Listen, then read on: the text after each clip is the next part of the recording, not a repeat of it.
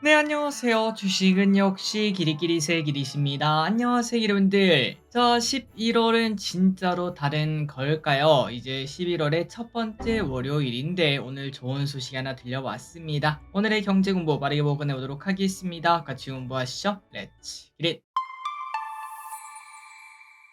자, 기름들이 아시다시피 오늘은 금투세 폐지가 된 날입니다. 예상보다 조금 빨리 결정이 난 것 같아요. 개인적으로는 막 11월 말까지 이렇게 끌면 어떡하나 그런 걱정을 했었는데 그런데 빠르게 결정이 났습니다. 자, 그래서 오늘 증시가 좋은 흐름을 나타내고 있는데 하지만 아직 끝난 게 아닙니다. 이번 주 증시는 여러 큼직한 일정을 앞두고 있어서 변동성이 충분히 클 수 있다고 하고요. 그렇다면 뭐가 있는가? 미국 대선 진짜 중요하죠. 그리고 11월 FOMC 0.25 인하로 예상을 하지만 혹시나 뭐 다른 결과가 나오면 또다시 충격을 받을 수 있겠습니다. 또한 중국 증시가 더 상승할 수 있을지 정해지는 중국의 전인대 상무회의까지 있다고 하니까 여기에 따라서 중국 증시가 좋을지 나쁠지 알 수 있겠죠. 특히 이번 대선은 박빙 양상으로 치닫다 보니까 관련 트레이드 손바뀜이 빈번하게 이어지고 있습니다. 뭐 예를 들어 어제는 트럼프 관련주가 쭉 올랐다가 오늘은 트럼프 관련주가 급락하고 해리스 관련주가 급등하고 그러한 모습을 지속적으로 나타내고 있는데 그런데 미국은 워낙 땅덩이가 크지 않겠습니까?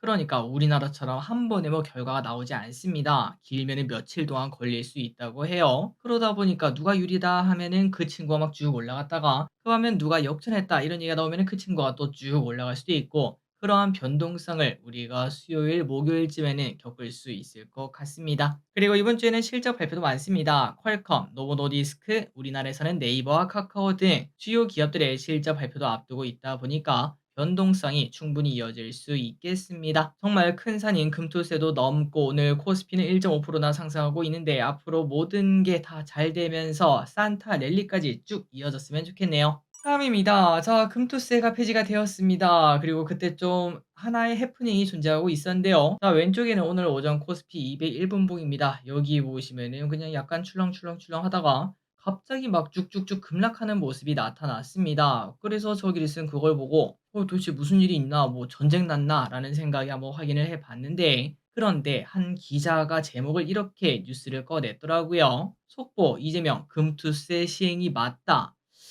어 당연히 증시가 하락할 수밖에 없는 그러한 사정이었다고 말할 수 있겠습니다. 그런데 갑자기 다른 기사가 막 따라락 올라오기 시작했어요. 그 후 속보 이재명 금투세 폐지 동의하기로 이렇게 워딩이 바뀌면서 강하게 반등하는 모습이 나타났습니다. 그렇다면 이 첫 번째 기사가 왜 그랬나 봤더니 이재명 대표의 말이 이랬죠. 금투세 시행이 맞긴 한데 하지만 뭐 이런저런 상황을 봤을 때 폐지를 동의를 해야 될 것 같다. 이렇게 말을 했는데 다 잘라버리고 앞에만 꺼낸 걸 확인할 수 있었습니다. 그리고 이것도 뭐 하나의 해프닝이겠지만 그 이후에 기사 제목은 바꿨더라고요. 어쨌든 드디어 큰 산을 하나 넘었습니다. 앞으로 증시가 좀 좋길 바라고 거래대금 또 쭉 올라오고 그렇다면 당연히 공모주도 좋아질 수밖에 없습니다. 전부 다 기대해 보도록 할게요. 다음입니다. 자, 오늘 코스닥이 무려 3.5%나 상승했습니다. 바닥에서 이제 여기 올라온 거라 한참 남았죠. 제대로 정상화가 될 때까지는 많은 길이 남았으니까 이제 시작이라고도 말을 해볼 수 있겠습니다. 그리고 중요한 거는 이제 코스닥의 시대가 온다라는 얘기가 현재 들리고 있는데요. 그 이유가 뭔가? 통계를 봤을 때 코스닥은 절대 2년 연속 나빴던 적이 없었다고 합니다. 매번 말씀드렸던 오름이 있으면 떨어짐이 있다를 가장 잘 보여주는 게 코스닥이었다고 하는데요. 참고로 올해 코스닥은 무려 15%나 하락했고 과거 데이터로 봤을 때 골이 깊을수록 산도 높았다고 합니다. 자, 그래서 미국 대선 불확실성만 잘 끝나게 된다면 코스닥 위주의 투자를 고려를 해봐야 될 것 같고 올해 15% 빠졌으니까 최소한 올해부터 내년까지 15% 이상은 올라주지 않겠습니까? 아니, 아무리 못해도 10%는 올라주겠죠. 그리고 오늘 하루만 3.5%나 상승하는 모습이었는데 코스닥 시장이 만약에 오면 어떻게 될지 그리고 개인적인 생각으로는 당연히 내년 초까지는 바이오 무조건 봐야 되고요. 그리고 이제 시작하는 2차 전지가 그 중심을 잡아줄지 그러한 부분을 계속적으로 고민을 해볼 필요가 있겠습니다. 다음입니다. 이 와중에 국내 증권사 대부분은 에코프로 BM에 대해서 중립 의견을 계속 내고 있는 상황이라고 합니다. 그런데 일본 노무라 증권은 예스, 매수 리포트를 꺼냈다고 하는데요. 자, 누가 봐도 상황이 좋지 않은 에코프로 BM, 그러나 노무라 증권은 단기간에 좋아지진 않겠으나 헝가리 양극재 사업 진출과 인도네시아 니켈 재련 및 양극재 사업 확대를 통한 원가 절감 노력에 집중해야 된다라고 언급을 했습니다. 그러면서 목표가 24만 원을 제시. 다만 에코프로비엠은 뭐 적이 많습니다. 보수적 시각이 정말 많죠. 그러다 보니까 오는 8일에 열리는 에코프로그룹의 투자자 행사를 관심 있게 보자 이러한 얘기가 들리고 있고, 그런데 오늘 주가가 7%나 급등하게 된 이유는 아까 보셨다시피 금투세 폐지 이야기가 나오면은 코스닥이 가장 큰 수혜를 받을 수 있고 그 중심에는 바이오와 2차 전지가 있다 보니까 급등하는 모습이었습니다. 다음입니다. 하지만 이거 볼 때마다 무섭습니다. 솔직히 진짜 무서워요. 버핏 아저씨가 또 애플 주식을 처분했습니다. 무려 25%를 또 매각하면서 이제는 3억 주밖에 안 들고 있다고 하는데요. 참고로 작년 말에는 무려 9억 주를 들고 있었는데 3분의 1 토막이 난 걸 확인할 수 있습니다. 자, 물론 버핏은 지난 5월 코카콜라보다 더 좋은 주식이라고 말을 했었고 세금 때문에 판다라고도 말을 했었지만, 그럼에도 불구하고 매도가 이어지자 투자들은 걱정을 하고 있다고 하네요. 또한 버크셔에서는 항상 자사주 매입을 했었지만 올해는 하고 있지 않다고 하며 사상 처음으로 3,252억 달러의 현금을 보유하고 있다고 합니다. 과연 버핏은 뭘 보고 있는 걸까요? 혹시나 이제 우리나라 증시가 반등을 시작하려는 그 찰나 뭐 이상한 일이 터지진 않을지 걱정이 됩니다. 자, 다음입니다. 뭐 다들 아시는 내용이겠죠. 미국 대선의 결과가 초초박빙이라고 합니다. 우리나라 시간으로는 일단 수요일 아침에 투표가 종료가 되고 그때부터 개표가 시작되는데요. 그러니까 우리나라 수요일 장 끝날 때쯤 일단 뭐 살짝 윤곽이 나올지 한번 볼 필요가 있고, 그리고 목요일쯤 되면은 대부분은 확정이 되겠으나, 하지만 만약에 뭐 표 몇 개 차이로 뭐 차이가 나는 그러한 박빙이라면은 무려 5일 이상이 더 소요될 수도 있다고 합니다. 자, 일단 미국 대선에서 해리스는 226명, 트럼프는 219명의 선거 인단을 사실상 확보한 것으로 보인다고 하고요.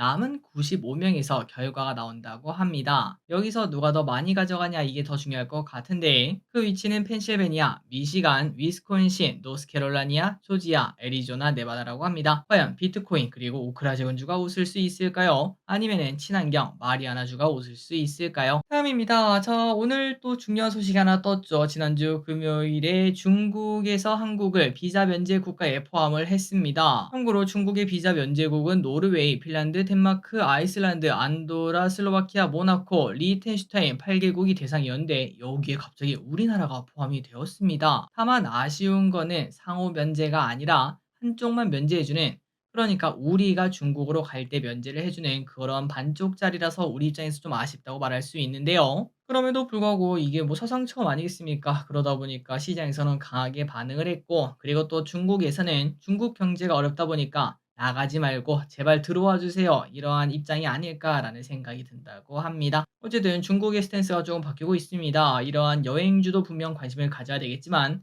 엔터주와 게임주 이것도 우리가 계속 관심을 둘 필요가 있겠습니다. 그리고 또 중요한 거는 엔터주와 게임주 완전 주가가 바닥에 널브러져 있죠. 충분히 성공만 한다면 큰 수익을 노릴 수 있는 자리일 것 같습니다.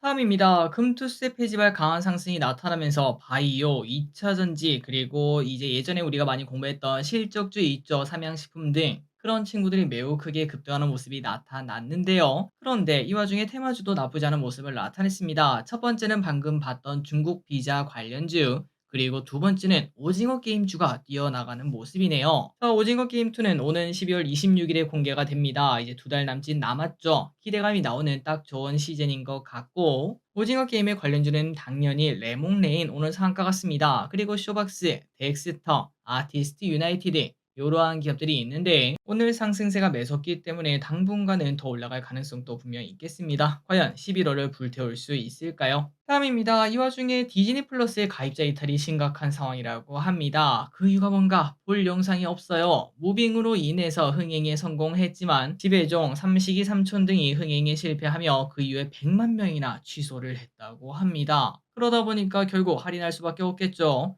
LG U+와 손잡고 구독료 할인 프로모션을 진행하고 있는데, 만약에 LG F5G 요금제를 이용하고 있다면 구독료를 80%까지 할인받을 수 있다고 합니다. 그러니까 야, 이건 진짜 싸네요. 월 2,000원에 시청이 가능하다고 하네요. 자, 참고로 디즈니는 오는 12월에 조명 가게를 공개할 예정입니다. 조명 가게도 강풀, 무빙 작가의 작품이죠. 그러다 보니까 지금 현재 디즈니 플러스는 여기에 사활을 걸고 있다고 합니다. 과연 조명 가게에는 무빙처럼 성공할 수 있을까요? 그리고 오늘 이 테마주도 좋은 흐름을 나타냈습니다. 오늘 동해 심해 가스전 개발 탐사 해역 선정이 확정되었다는 보도가 나오면서 대왕굴의 관련주가 쭉 올라가는 모습. 탐사 시추선인 웨스트 카펠라호는 12월 10일에 부산항에 도착하고 12월 중순부터 본격적인 작업에 나선다고 합니다. 그래서 이 작업에는 2개월 안팎의 시간이 소요되고 이후에는 시료 분석 작업이 이루어진다고 하는데 그래서 결과는 내년 상반기에 받아볼 수 있다고 합니다. 그리고 첫 시추는 석유공사가 단독으로 수행할 예정이며 2차 시추부터는 해외 오일 메이저들의 투자를 받아 공동으로 개발에 나선다고 하는데 과연 결과가 어떻게 될지 그리고 주가는 어떻게 될지 한번 보도록 하겠습니다. 다음 소식입니다. 마침 타이밍이 좋네요. 밸류업 ETF도 등장했습니다. 코리아 밸류업 지수를 따르는 ETF와 ETN이 동시에 상장했는데요. ETF는 총 12개, ETN은 1개로 상장 규모만 5,110억이라고 합니다. 그리고 ETF 9개는 지수 추종이고 3종은 액티브형이라고 하네요. 그런데 사실 뭐 밸류업 ETF 다 뭐 거서거기 아니겠습니까? 그래서 운용사들은 차별화를 위해 보수를 낮게 꺼내들고 있는데 그런데 보수보다 중요한 거는 사실 거래량입니다. 그래서 오늘 거래량이 가장 많이 나온 게 뭔가 봤더니 어쩔 수 없네요. 타이거 코리아 밸류어, 그 다음에 코덱스 코리아 밸류어 이 두 개가 거래량이 가장 많았습니다. 혹시나 여러분들이 밸류업 관련주, 그 다음에 배당 뭐 이런 것들에 관심이 있다면은 이러한 ETF도 보시는 게 좋을 것 같습니다. 다음입니다. 여러분들 추운 날씨 좋아하시는 분들은 그렇게 많지 않겠죠. 오늘부터 날씨가 쌀쌀해질 예정입니다. 전국 곳곳에 약한 비가 내리고 난 후부터 찬 공기가 몰려오면서 기온이 뚝 떨어지고 초겨울 추위가 시작된다고 하는데요. 자, 서울로 예시를 들자면 오늘 아침 최저 기온은 15도, 그런데 내일부터는 5도까지 떨어진다고 하고 목요일에는 2도. 여기 사실상 패딩 꺼내 패딩 꺼내야 되는 거 아닌가라는 생각이 들 정도입니다. 다만 길지는 않고 금요일부터는 평년 기온을 회복한다고 하네요. 자, 여러분들 증시 반등의 신호탄이 나왔는데 아프면 안 되겠죠. 감기 조심하시기 바랍니다. 다음입니다. 조선주는 어때? 조선주들이 최근 약세를 보여주고 있습니다. 왼쪽에 보다시피 예전에는 계속 우상향하는 모습이 나타나고 있는데 이제는 이평선이 전부 다 몰려가는 모습이죠. 확실히 상승 동력이 좀 잃은 모습인데요. 그런데 증권가에서는 오히려 수익성이 개선될 것으로 보고 긍정적인 전망 제시했습니다. 그런데 그렇다면 하락한 이유가 뭔지가 매우 중요할 것 같은데 갑자기 이렇게 약해진 이유가 뭔가 바로 3분기 수익성이 악화되었을 것이라는 우려가 나오기 시작하면서인데요. 3분기 조업 일수가 적은 데다가 환율도 하락했기 때문입니다. 그런데 지금 이제 매출이 하나둘 공개가 되고 있는 상황에서 야, 매출이 줄어든 건 맞아. 그런데 이익이 늘어났는데 이러한 얘기가 나오고 있어요. 특히 어닝 쇼크를 기록했던 하나오션도 전년 동기 대비 영업이익이 흑자로 전환하며 수익성이 개선되고 있다는 점도 좋은 점이라고 합니다. 자, 과연 기관의 말처럼 조선주는 반등할 수 있을까요? 마지막 소식입니다. 자, 로봇에 대한 이야기도 절대 신경을 끄면 안 될 것 같습니다. 언제고는 또다시 막 템백으로 달려갈 만한 섹터라고 말을 해볼 수 있겠죠. 자, 일론 머스크는 앞으로 2040년에는 휴머노이드 로봇이 무려 100억 개로 사람보다 더 많아질 것이라고 말을 했습니다. 2040년, 사실 15년 뒤면은 뭐 그렇게 먼 미래도 아니겠죠. 실제로 26년부터는 옵티머스를 통해 산업 생산에 나선다라고도 말을 했는데요. 그런데 머스크만 이러한 미래를 꿈꾸는 게 아닙니다. 그러다 보니까 기술 개발도 치열하며 그런데 문제는 이겁니다. 중국의 휴머노이드 로봇이 빠르게 올라오고 있는데 가격이 상당히 싸다고 해요. 싸도 너무 싸다 보니까 이 가격을 바탕으로 시장을 장악하게 된다면은 기술 유출 걱정이 커질 수밖에 없다고 합니다. 자, 얼마 전에 우리가 봤었죠. 중국산 로봇 청소기를 썼는데 갑자기 로봇 청소기가 욕을 하더라, 카메라가 해킹이 되더라, 이러한 경우를 많이 봤는데요. 그런데 우리 집도 문제긴 하지만 만약에 이러한 휴머노이들이 가장 먼저 일하는 곳이 어딜까요? 맞습니다. 산업 현장에서 일을 하겠죠. 어떠한 공장, 어떠한 개발 현장 이런 곳들에서 이러한 로봇이 일을 하게 되는데 만약에 그 친구들이 보고 가지고 있는 기술을 다른 데다 넘긴다면은 이 상태가 심각할 수밖에 없습니다. 특히나 한국은 산업용 로봇이 많이 쓰이는 데다가 로봇 집적도가 세계 1위다 보니까 혹시나 로봇 시장을 중국이 먹게 되면은 어쩔 수 없이 우리가 중국 로봇을 쓸 수밖에 없는데 그런데 거기에 따른 기술 유출 우려감도 커질 수밖에 없다고 하네요. 자, 그렇다면 방법이 하나밖에 없겠죠. 우리나라가 로봇에 있어서는 제발 짱이 좀 되었으면 좋겠습니다. 정녕 그게 안 된다면 중국보다는 미국이 좀 더 잘 나갔으면 좋겠네요. 자, 오늘의 공부 여기까지 끝났습니다. 항상 같이 공부해서 진심으로 감사합니다. 지금까지 기리셨습니다. 빠이요.